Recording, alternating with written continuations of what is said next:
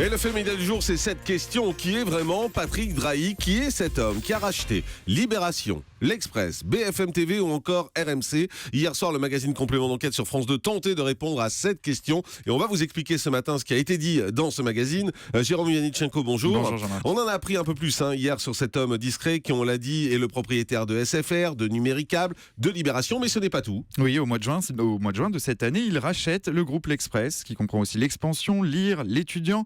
Un mois plus tard, il entre au capital du groupe Next Radio, BFM TV et RMC en partie. Et hier soir, donc, Complément d'enquête diffusé sur France 2 se penchait sur cet homme de l'ombre, méconnu du grand public, qui n'accorde que très peu d'interviews. Et le magazine tentait de comprendre sa méthode. Écoutez Gilles Fontaine, journaliste au magazine Challenge. C'est ça Patrick Drahi, c'est-à-dire qu'il va toujours au bout du bout des choses, c'est-à-dire qu'il voit jusqu'où il peut économiser de l'argent. En fait, ça vient de son modèle, c'est-à-dire qu'il se finance grâce à la dette qu'il a levée. C'est-à-dire qu'il va voir les banquiers, il dit donnez-moi de l'argent, moi je rachète une boîte, pour simplifier, qui n'est pas en très bon état ou dans laquelle je vais pouvoir faire beaucoup d'économies. Et il rembourse sa dette avec toutes les économies qu'il peut faire dans la boîte. Donc la méthode de Patrick Drahi est très simple, il rachète et il restructure.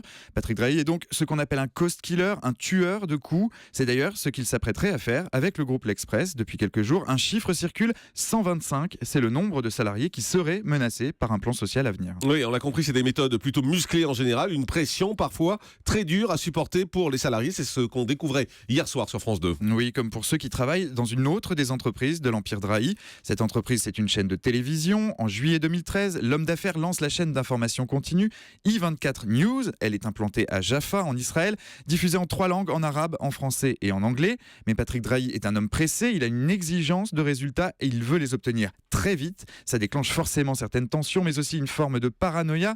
Complément d'enquête a rencontré un salarié de i24 News, un salarié qui se confie sous couvert d'anonymat.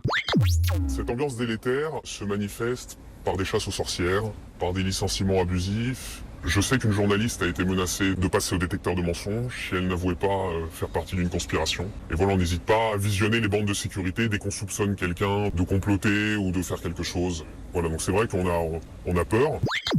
Un détecteur de mensonges pour s'assurer de la fidélité de ses employés d'I24 News. L'information est complètement hallucinante. Elle est niée en bloc par les responsables de la chaîne, mais en tout cas, elle fait froid dans le dos. Oui, hier soir, on en apprenait également un peu plus sur la vie privée de cet homme. Oui, Complément d'enquête a tenté de rencontrer en vain Patrick Drahi chez lui, à son domicile. La journaliste s'est donc rendue en Suisse, où vit l'homme d'affaires. Sa résidence fiscale, elle est à Zermatt, dans le canton du Valais, à un peu plus de 3 heures de Genève. Un choix pas anodin. À part pour l'air pur, pourquoi choisir de résider au fin fond du canton du Valais? Un Français qui vit ici peut demander à être imposé non pas sur sa fortune, mais sur ses dépenses. C'est ce qu'on appelle le forfait. À Zermatt, il est encore plus intéressant qu'à Genève. Un paradis fiscal dans le paradis fiscal.